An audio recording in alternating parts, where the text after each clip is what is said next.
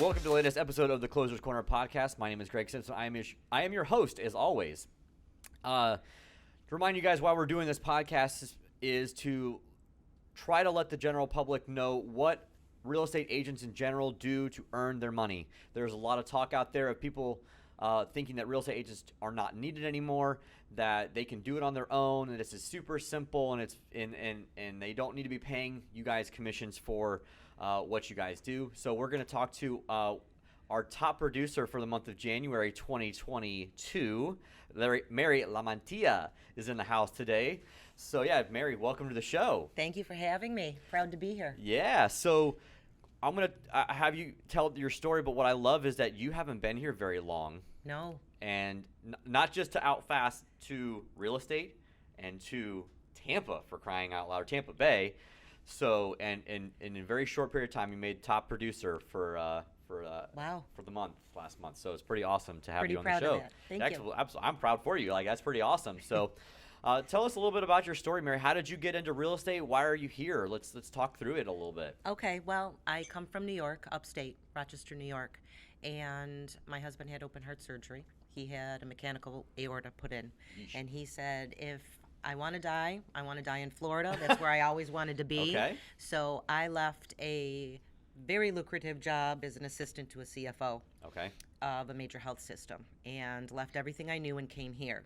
We bought a mobile home online, got here. There were no shelves in the kitchen cabinet. Oh, boy. The shower didn't work, and the toilet wasn't hooked up.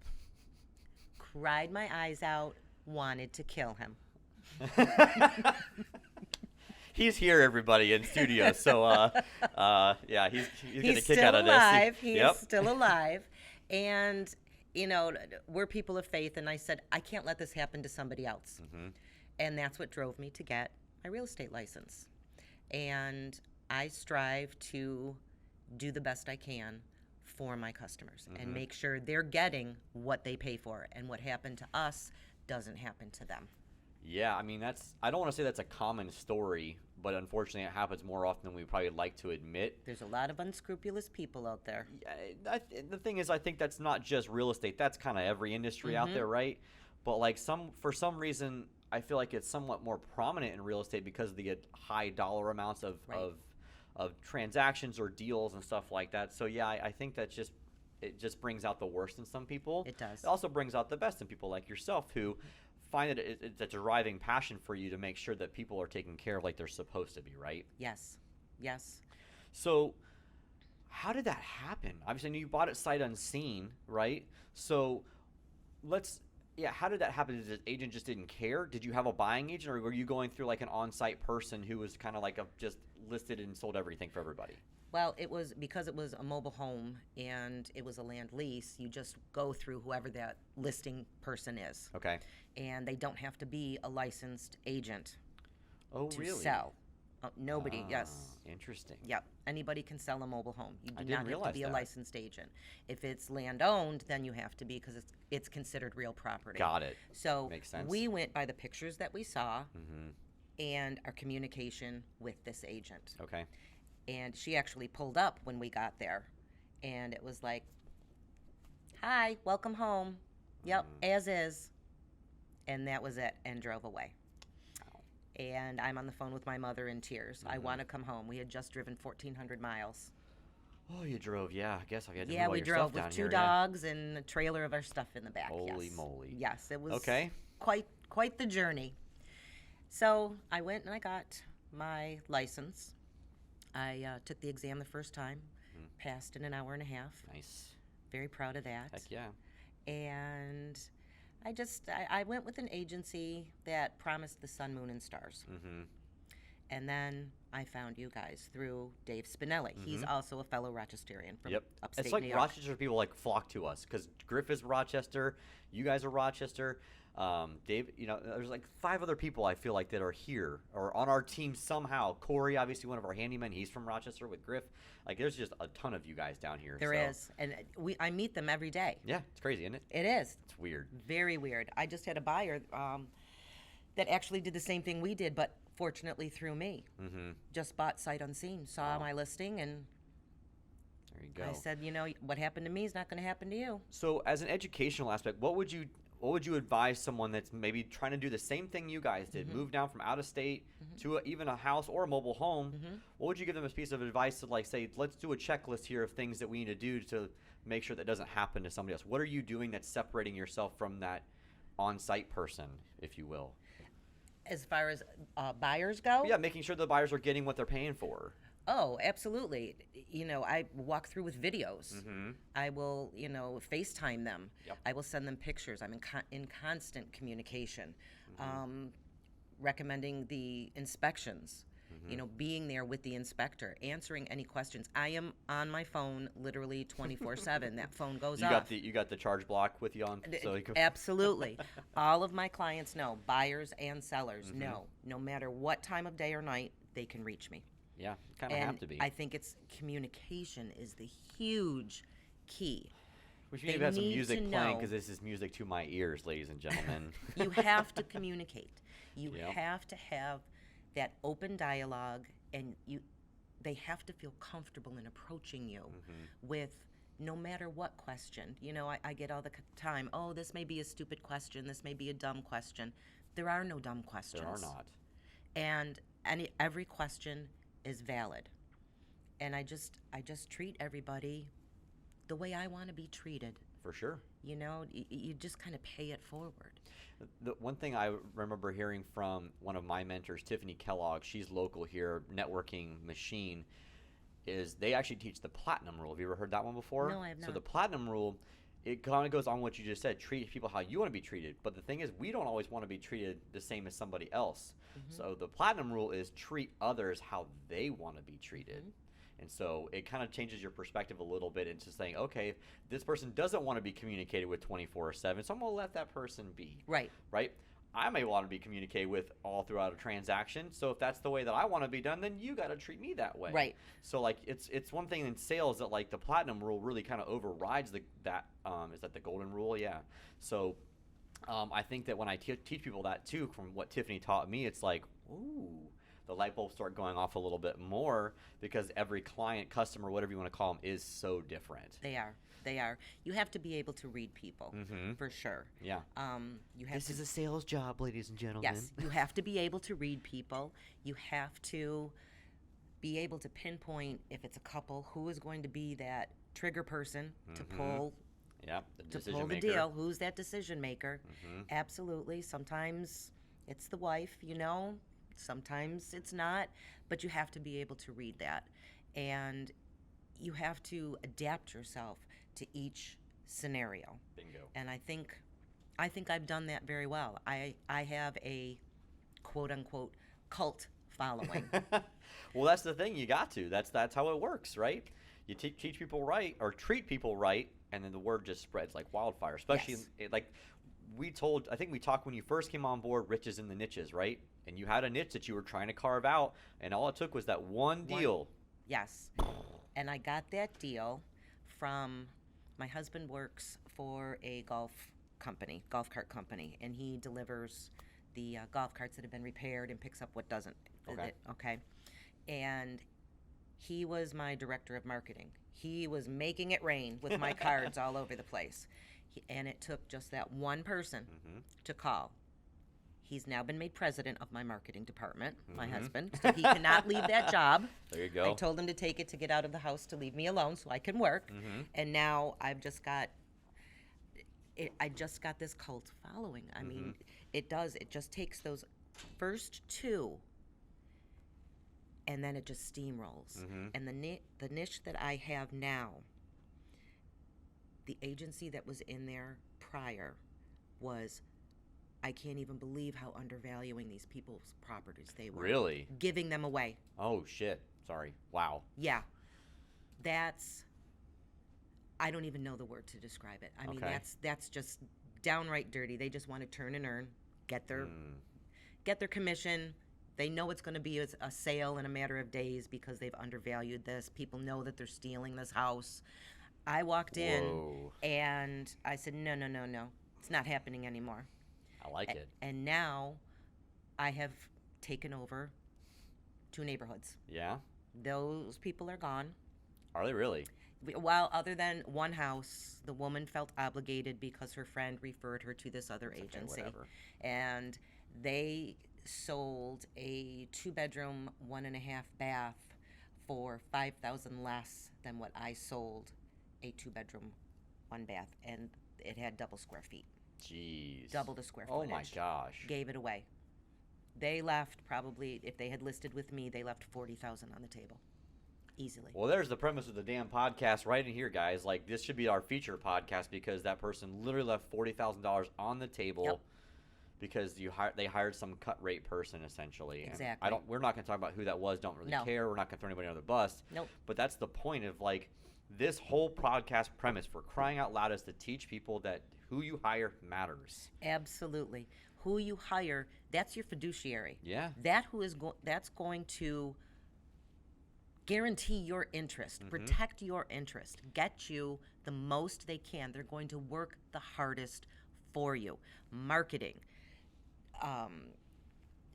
whatever, just word of mouth. It just spreads, and if you do that, it just steamrolls. Let's talk about Dominoes. fiduciary real quick because maybe people don't maybe know what that means. So for those of you who don't know what that means, it means that you have a financial obligation to take care of your customer. Yes. Having said that, real estate agents do not have a fiduciary responsibility to their customers legally. You make sure you find a real estate agent who has that mentality, though, that they feel like they have a fiduciary responsibility to you, even though they're not held to that standard. Right. And I think that is a huge miss by a lot of people who think they can just hire any Tom, Dick, and Harry, or Harriet, I guess you could say, real estate agent out there. And so I think that's a huge miss by a lot of people. Yes. And I think that's what sets me apart is because, yes, I will list a house, say, I don't know, let's ballpark something, 300,000. Okay. Can you really get that? That's what I'm going to start at. I'm going to work my hardest to get you the most that I can. Sure. We're going to look at highest and best offers. But I'm not going to undervalue it and just take an offer to take an offer. No doubt. Let's talk a little bit about the marketing because obviously you've done quite a few deals now. I think you did, I forget how many deals you did in January that closed. I meant to check it out before we got on the podcast today, but it was substantially, it was good. Yeah. I've got 10 right now that have either closed or are moving to the closing table. Okay. And I remember when you and I first met, you said, "What is your goal?" And I said, "I want to close one house a month, 12 a year." And you said, "Well, you may do 3 in one month, nothing in another." Well, I'm almost to my goal, and we're not even in March yet. That's pretty badass, man. Yes. I love it. So, and the thing is, like, one thing I want to stress to you, new agents, whether you're part of Outfast or you're part of any other brokerage out there, what's the one thing that got you to where you're going right now?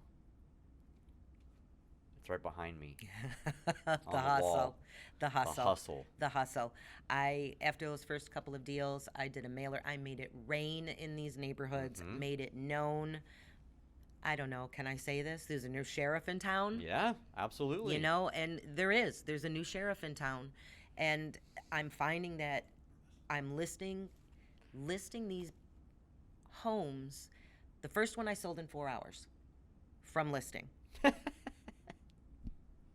next one was 3 days. Okay. The next one was 5. I just listed one, and it sold even before the ink was dry, and it was on MLS. Nice. And I'm just out there, and I'm hustling, and I'm working my pipelines. And, you know, I have agents from outside of Outfast who are calling me, "Hey, do you have this? Do you have this?" I actually had one who was driving through one of my neighborhoods and saw my sign and did like an Indy 500 U-turn and called me, and I'm like, "That's pending. Do you have anything else?" I have other agents outside wanting to work with me. Yeah, it's crazy. So you've done 10 now, or in the process of 10. It's funny because like we obviously have a really badass CRM and KV Core, and tracks everything. But it's like Lauren and I were talking before you got here. It's like every time I log in, it seems like Mary's got a new deal. Mary's got a new deal. That's what the title company says too. That's crazy. So like, you know, obviously you've got the hustle, you've got the riches and the niches, which is, you know, what I scream to my agents too. You know, you get the deal and it turns into multiple. Emily was on the podcast a little bit ago too. She did her first deal and it turned into 7, which is the Right. rule of thumb. You do one and it turns into 7. You do another and it turns into 14, and so on and so forth. Right. You know, what would you say to someone who is newer that's looking to get started, you know, that may not be full-time? So you went full-time, you went full board, right? But you didn't have a big marketing budget, No, right? no, I had So a what very was- little marketing budget. Right, we talked about that, and again, she says, I want to do 12 in 1 year, and I'm like, well, what's your budget going to be? Like, oh, I don't really have one. I'm like, well, shit, you're going to have a hard time. Right. And so, like, what would you say besides the hustle, obviously, if you could talk to somebody that's brand new and tell them what to do as a part-time agent, little money, what would you tell them to do? Don't be discouraged. Yeah. Definitely don't be discouraged. Don't give up. It's getting your name out there. Leave your business cards at your hairdressers. Leave it at the barber shop. Leave it at the gym. When you're working out, you know, you start talking to people. You start networking. Go with other agents. You know, do mailers to introduce yourself. If you have a neighborhood or a section that you want to work in, just, you know, it takes nothing. You can type it Everything. up. Yeah, You know? everything. Everything. I mean, I did one. I made it rain with mailers, put my card in it, and got deals out of it. Yeah.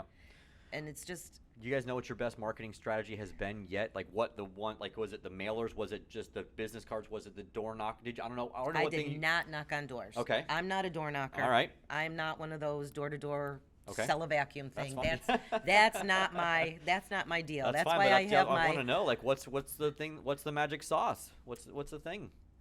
It was well, first the president of my marketing department, my husband handing out my business cards. Okay. And then it was the first couple deals.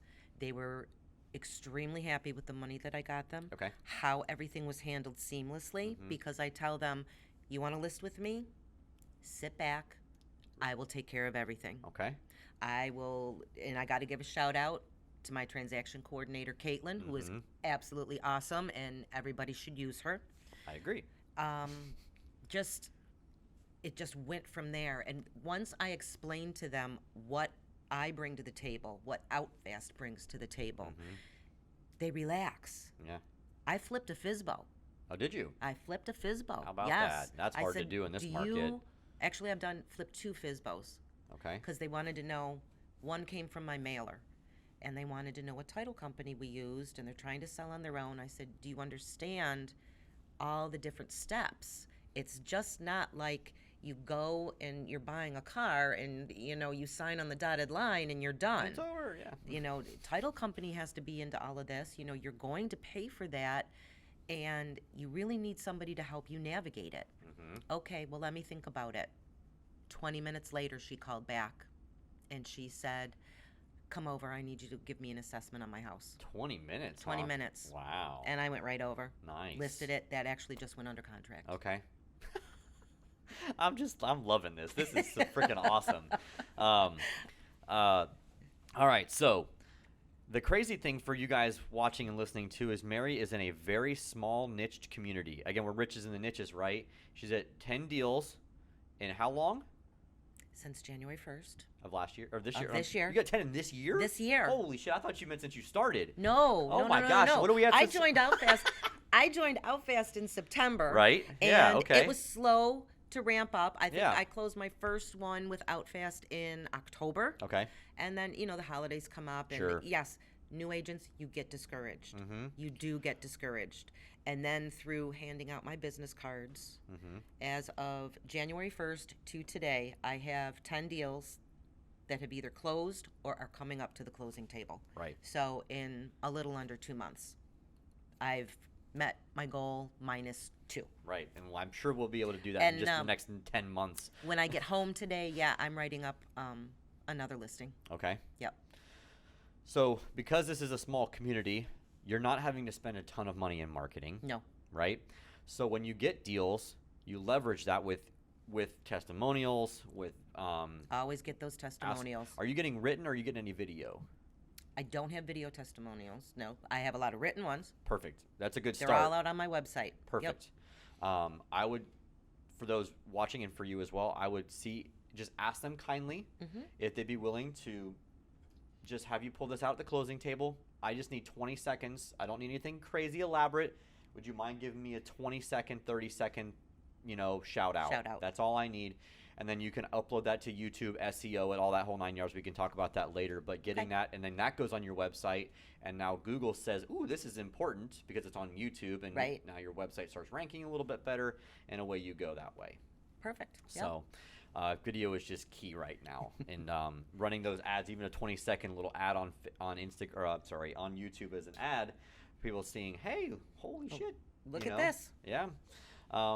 Crazy stuff, Mary. Like I'm just very thankful that you have been kicking ass and taking names and putting the brand on the map in that little area there. It is, because our brand is not out there. No, it's not yet. It's getting there. In fact, one of my sellers was at Shuffleboard, and a fellow person in the community came up and said, "What happened to XYZ?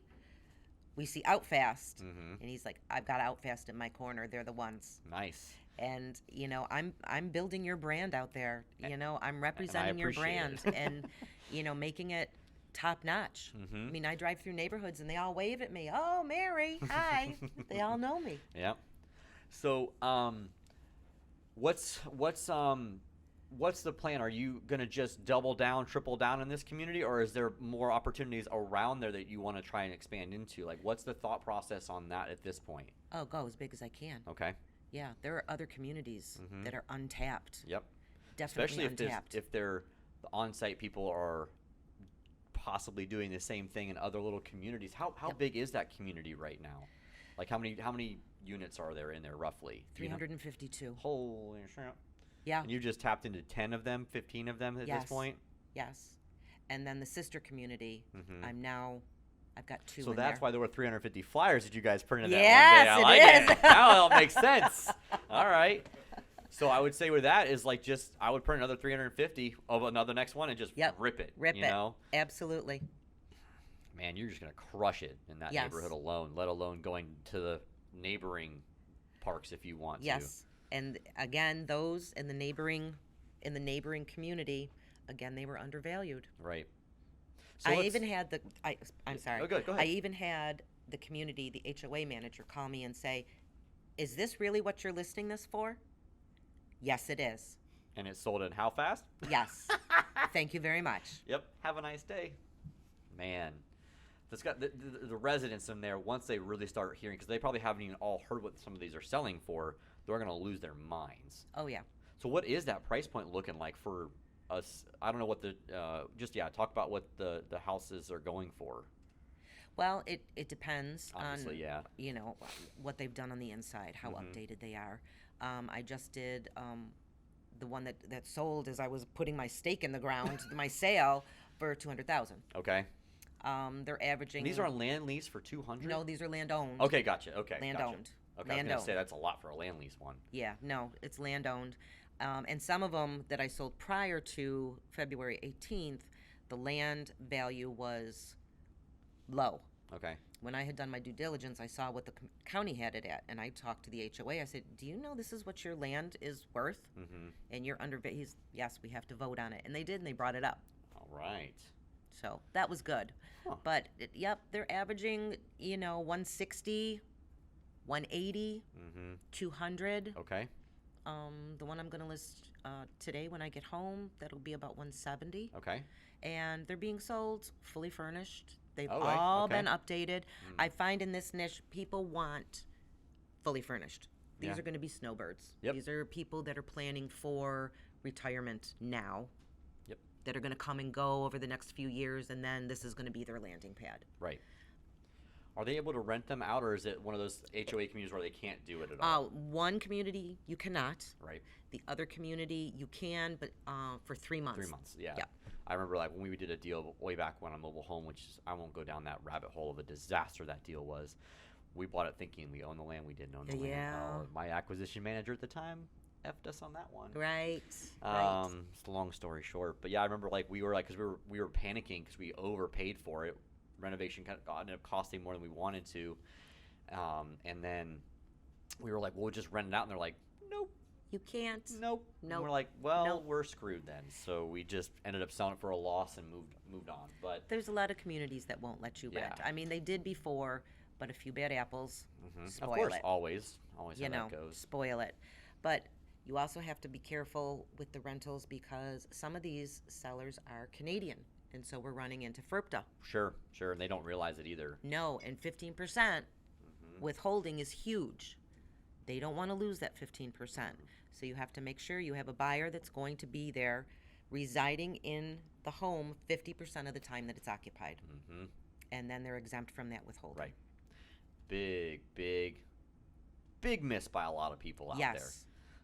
So yeah, be very careful. That's why, again, going back to hiring an agent who knows what they're talking about, knows how to navigate the situations, because that's where FSBOs get themselves shot in the foot too. I mean, I can get them around that 15% exemption, absolutely, but I can't get them around their capital gains. Right. Oh yeah. That no. I can't do that Uncle for them. Sam And wants they, that no matter yeah, what. I mean, and they understand that. Yeah. But that 15% is a huge. That's a lot of money. That's a big chunk. Yeah. And they have to hold it for a year, don't they? Or is it 6 months? I forget how long they hold that for. I think it might be 6 months. I always forget. Yeah. I don't know. It's kind of convoluted. I don't know. I just let the title company and then, Yeah, I and do then too. figure that out. But Yeah. you got to let them know for sure. You have to. Yeah. So let's talk a little bit about some things that may have gone a little hairy besides your own deal that you had to buy. Have you had anything really kind of hairy that came up where you had to just like handle it, where like your client or customer had no clue? Because there's a lot of crazy stuff that's happening in this marketplace that again reiterates why you earn what you earn. So you got anything recently that's like when like the oh shit moment? Yes. I had a buyer. His house is absolutely stunning. Okay. I want that furniture in my home. He did a full inspection and the vapor barrier under the house. Now, they had put in brand new central air conditioning, and they didn't tack the vapor barrier up the entire way. They left a few spots, so it was hanging. Well, this buyer wanted a brand new vapor barrier, and he called me, and he was talking to me about it, and I'm like, you just need the handyman to go in and tack it up. He's like, well, I've got $5,000 to $9,000 in estimates. And I said, we're not paying for that. Yeah, no way. No, because it's there. There's a few corners that aren't stapled up or nailed up or whatever they do. I said, and that's an easy fix. And he walked, and I said, okay. Bye. There's like 8,000 other people looking for that. Yep, sold it the next day. There you go. And then fix the problem, I'm sure. Done. Yeah. Yep. Crazy. I mean, This isn't 2015 anymore, 2012 anymore. That stuff doesn't work anymore. no, Yeah. it doesn't. You know, people, a lot of the buyers, they want a lot for a little. Yeah. You know, they're looking for that deal. We are not in that kind of an environment Not anymore. right now. Nope, not right now. Not You're anytime not. soon. No, like one house I sold, he's like, well, the owners didn't get to finish the deck. They have the permit. It's going to be $15,000 for me to put the deck on, and I'm like, that's your deal. Yeah. That's your deal. Yeah. My sellers aren't paying for your deck. Yeah. You know, they don't understand. The clients don't understand what we do for them because they just sit back. I'm their agent. I said, let me roll with it. I'll be in contact with you. So before we get out of here today, how many buyers do you have in your pipeline? Because obviously you're getting calls off your signs all the time for buyers that want to buy. You're getting, I don't know if you're running any ads or anything like that, but do you have a good pipeline of buyers as well, like lined up for this stuff? Yes. Yeah. I have people dying to get into these communities. So it's just a matter of time before these sellers are going to go, all right, let's go. I'll go ahead and sell it, because you're going to have a double-sided deal more often than not now, Yes, aren't you? I've had a few of those. Yeah. Yep, absolutely. More and more people are starting to drive around. They see the sign. I had one yesterday. Yeah. And I said, no, that one's pending. I ran out of pending signs. I Yeah. think they're coming today. Wow. Good problem to have. Yeah, it is a good problem to have. I said, but I do have another one. It's in the sister community, and I can show you. I'm going to show her that tomorrow at 11. And I'm finding a lot more people are starting to drive by and notice the signs.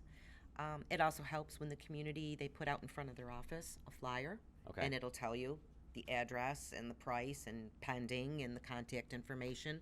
So a lot of those sellers that buyers that are on their own see that and then call me directly. We should definitely find a way to really hammer every single one of those 340 that you I haven't know. done yet. I'd like to get an office in their HOA. There you go. Will they allow that, you think? Probably not, but If you guys both hound them hard enough, they might. Title said you ought to set up a desk in there. I said, if I can have my own Keurig machine, I will. Yeah, there you go. And the HOA office is like, we can't keep up with you. Mm-hmm. You should just like at least go put out one of those like 10 by 10 little tents you take to the beach. Right. With a little portable desk like that. And Yep, just sit exactly. There, just, Hi. Hi. Big out fast sign on the front. Yeah, Yep. exactly. I can sell yours too. Yeah. No, I just found that I've been very blessed with the clients that I've had. Mm-hmm. And I've treated them right. And I've done right by them financially. And they just keep spreading the word. Mm-hmm. You've got to call her. You've got to call her. You've got to call her. And that's just gone by wildfire. They're now my marketing department too. Mm-hmm. Yeah, exactly. That's the It's whole all, point. for new agents, it's all going to be referrals. Your first deal may come from a family or a friend, Mm-hmm. but once that starts going, it really rolls. It really snowballs. I was surprised. Yeah. Crazy, I was isn't really it? surprised. Yep. Yeah. And it's not rocket science. It It's isn't. not, anything but really just hard work, hustle, being there, doing what you say you're going to do, setting those proper expectations with your customers, Yep. and the rest just takes care of itself. And having the great backing of a great brokerage. Oh, thank you. That helps too. It does. No, sincerely, it really does. Yeah. It really does. Well, Mary, thank you for coming in today Oh, and my pleasure. sharing your story. It was a pleasure. I loved hearing your story. I can't wait to see you go and do 10x what you planned on doing this year. Absolutely. So, The best is yet to come. absolutely. So, guys, if you found value in today's podcast with Mary and myself, please make sure you subscribe to us on YouTube, Apple, Spotify, wherever you get your podcast. Give us a rating and review. Follow us on social media pretty much everywhere as well. We don't have TikTok yet, but I guess maybe we have to do that soon. And we'll see you guys on the next episode of the Closers Corner podcast. Thanks very much. DJ, say no. Back. Hands up.